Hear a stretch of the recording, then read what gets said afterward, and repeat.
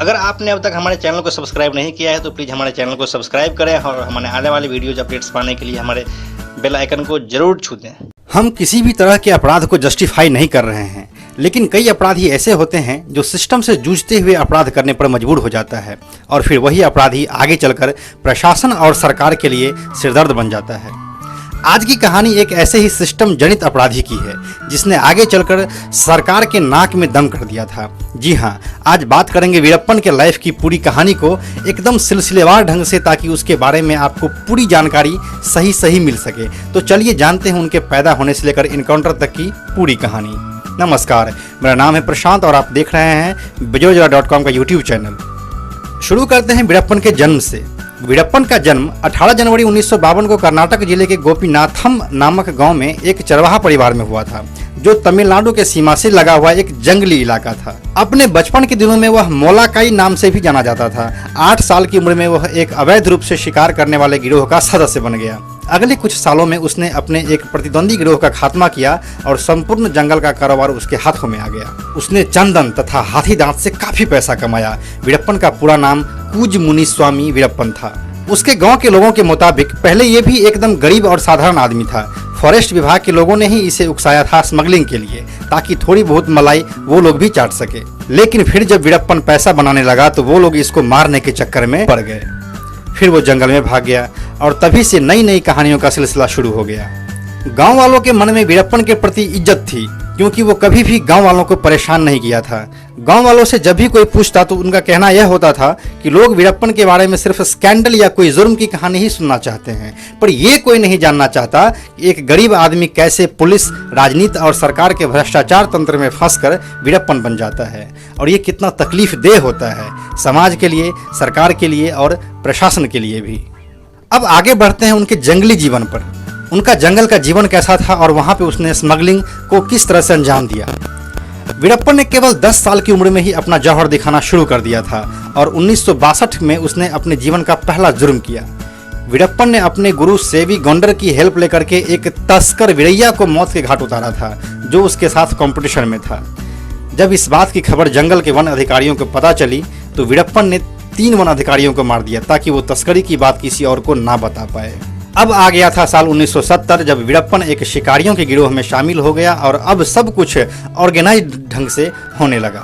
लेकिन सब कुछ इतना आसान होता तो बात ही क्या थी। समय ने अपनी करवट बदली और वह 2 साल बाद ही साल 1972 में पहली बार पुलिस के हत्थे लग गया। पुलिस के साथ उनका आंख मिचौली का खेल चलता रहा और समय के साथ ही वीरप्पन हाथी के दांत और चंदन की लकड़ी के स्मगलिंग में माहिर खिलाड़ी हो गया था। हाथी दांत की तस्करी के लिए हाथियों को मार गिराना उसके बाएं हाथ का खेल बन गया था। उसके काम में अरंगा डालने वाले हर पुलिस अधिकारी, वन अधिकारी और लोगों को भी उन्होंने मार डाला। 27 अगस्त 1983 को उसको चंदन की तस्करी और हाथी दांत की तस्करी से रोकने वाले वन अधिकारी को तो मारा ही, साथ ही उसके सहयोगियों को भी उसने मार डाला। 1986 में वो एक बार फिर पुलिस के हत्थे चढ़ा और पुलिस ने उसे जब फॉरेस्ट गेस्ट हाउस में बंदी बनाया तो रहस्यमय तरीके से वहां से वह भाग गया, क्योंकि अब तक वो समय आ चुका था जब जंगल को वीरप्पन से ज्यादा कोई भी नहीं जानता था। अब टाइम आ गया था जब वीरप्पन की हिम्मत आसमान की बुलंदियों को छू रहा था। साल 1987 में वीरप्पन ने तमिलनाडु के वन अधिकारी चिदम्बरम को पहले अगवा किया और फिर उसको मार दिया। यह पहली घटना थी जिससे भारत सरकार का ध्यान भी वीरप्पन की ओर गया। 9 अप्रैल 1990 को उसने 3 पुलिस अफसर को मार दिया, जिसकी वजह से कर्नाटक सरकार और तमिलनाडु सरकार हरकत में आ गई और दोनों सरकारों ने मिलकर वीरप्पन को ढूंढ निकालने के लिए एक स्पेशल टास्क फोर्स भेजी।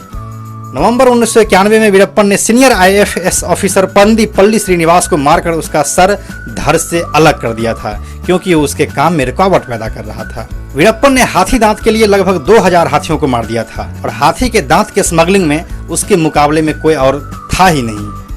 साल 1991 में वीरप्पन ने एक ग्रेनाइट खदान के मालिक के बेटे को अगवा किया और 1 करोड़ रुपए की फिरौती मांगी, लेकिन बाद में उसे सिर्फ 15 लाख पर ही छोड़ दिया।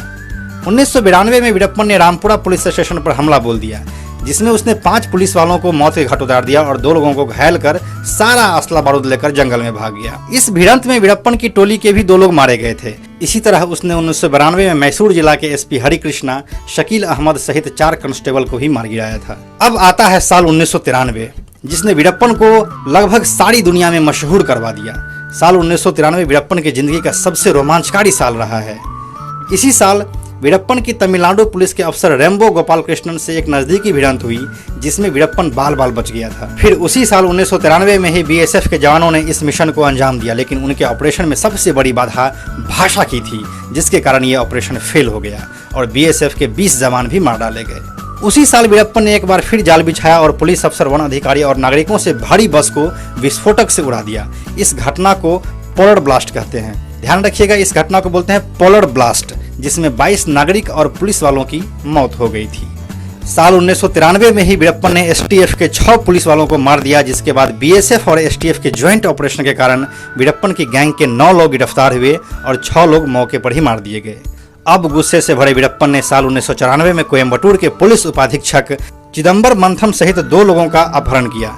उसके बाद 1995 में उसने तमिलनाडु के 3 वन अधिकारियों को अगवा किया।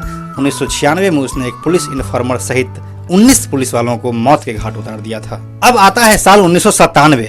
यहाँ पर भी कुछ रोमांचकारी घटनाएं घटती है। इसी साल उसकी गैंग ने सरकारी ऑफिसर समझकर 2 वाइल्ड लाइफ फोटोग्राफर, जिसका नाम सेनानी और कृपाकर था, उसका अपहरण किया।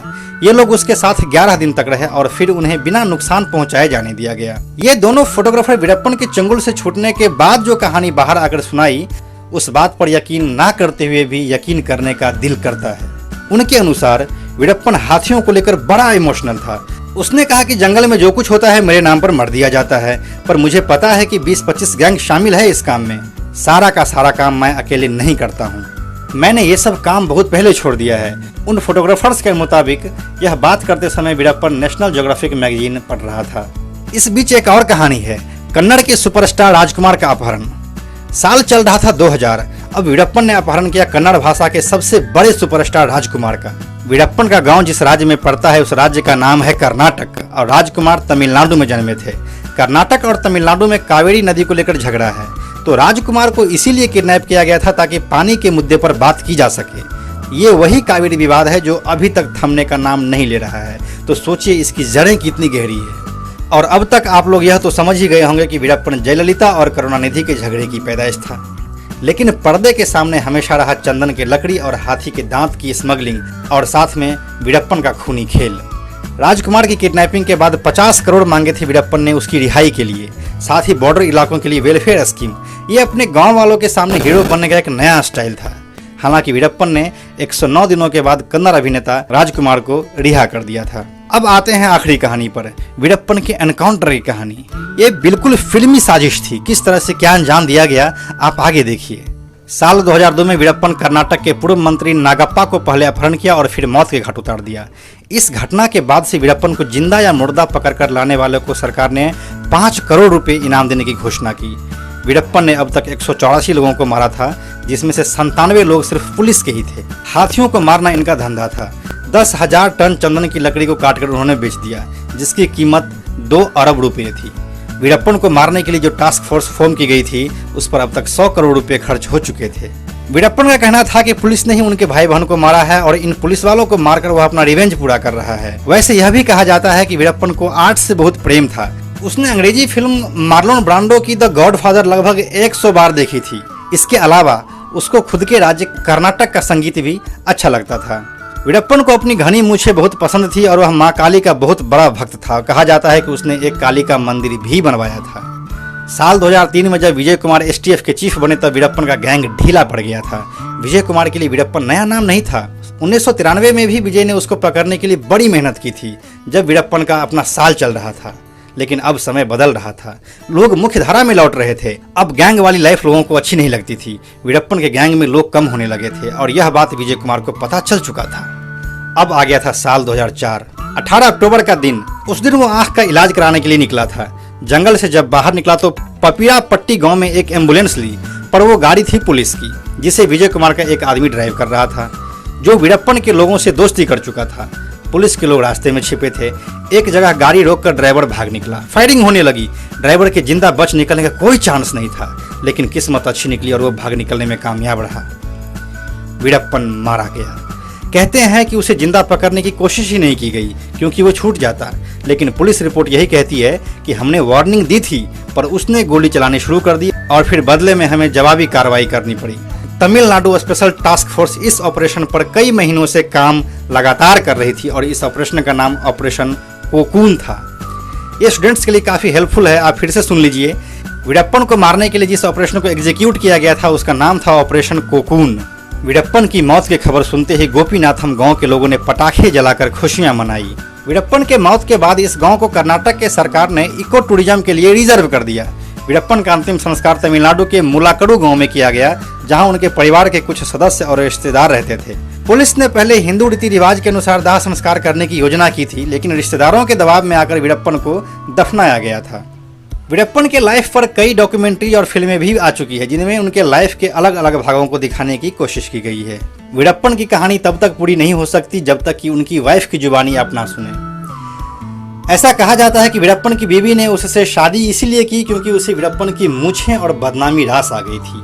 उनके अनुसार नेताओं ने इसका खूब इस्तेमाल किया। हमने साउथ छोड़कर नॉर्थ जाने का भी प्लान किया था, लेकिन वीरप्पन ने कहा कि यहाँ से अगर बाहर निकलने की कोशिश करेंगे तो हम मार दिए जाएंगे। क्या आपको मालूम है कि मेरे पति को 12 वर्ष की उम्र में एक कुत्ते की तरह चेन में बांध दिया गया था। किसी ने एक हाथी के दांत को निकाल लिया था और इसका इल्जाम भी वीरप्पन पर ही आ गया था। इस टॉर्चर के बाद वीरप्पन हमेशा के लिए चेंज हो गया। मुथुलक्ष्मी से विवाह करने के बाद वीरप्पन और उनकी पत्नी ने एक छोटी सी ग्रोसरी की दुकान खोल ली और कभी भी समाज में दिखावा नहीं किया कि उनके पास घर चलाने को भरपूर रुपया पैसा है। यहाँ तक कि इनकी बेटी विद्यारानी भी आम बच्चों की तरह ही रहती थी। वीरप्पन की हत्या के बाद उनकी पत्नी मुथुलक्ष्मी का यह कहना है कि वो एक बहुत अच्छे फादर और हस्बैंड थे। उन्होंने कभी भी मुझे जंगल आने के लिए नहीं कहा, जिससे कि बच्चों की परवरिश पर कोई और असर पड़े। तो यह थी वीरप्पन की ज़िंदगी की पूरी कहानी। आपके सलाह और सुझावों का हमें हमेशा इंतजार रहता है। कृपया वीडियो को लाइक और शेयर जरूर करें, साथ ही चैनल को सब्सक्राइब करके घंटी के बटन को दबाना बिल्कुल ना भूलें। Thank you so much.